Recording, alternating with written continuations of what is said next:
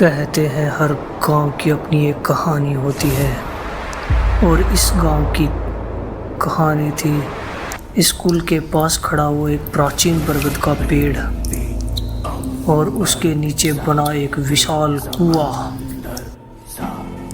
गांव में बहुत कम लोग रहते थे क्योंकि बाकी सब या तो वहां से भाग चुके थे या फिर उस बहुत गहरे और डरावने कुएं में समा चुके थे। लोग कहते थे ये कुआं जिंदा है और लोगों को निगल जाता है और जो भी उसके पास से गुजरता है वो कुआं उसको अपनी ओर खींचने लगता है और खुद के अंदर समा लेता है। कई लोगों की, कई बच्चों की लाशें वहाँ से मिल चुकी थी और बहुत से लोगों की लाशों का कभी पता ही नहीं चला। एक दिन गांव में एक लड़का जिसका नाम राजू था, देर रात स्कूल से लौट रहा था। चांद की रोशनी बरगद के पेड़ों की शाखाओं पर पड़ रही थी और पेड़ की परछाई ऐसे हिल रही थी जैसे कोई उस लड़के को बुला रहा हो।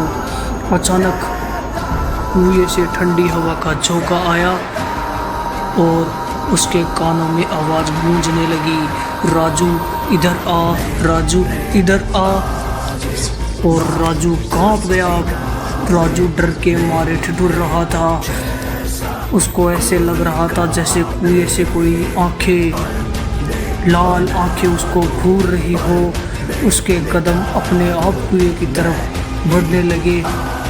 जितना वो बचने की कोशिश करता उतना ही कुआं उसको अपनी ओर खींच रहा था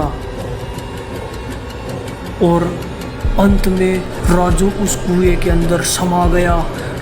और जब सुबह गांव वालों ने देखा तो कुएं के पास केवल राजू की चप्पलें थी, उसका स्कूल का बैग था, लेकिन राजू वहां पर नहीं था और कभी राजू लौटकर गांव में वापस नहीं आया।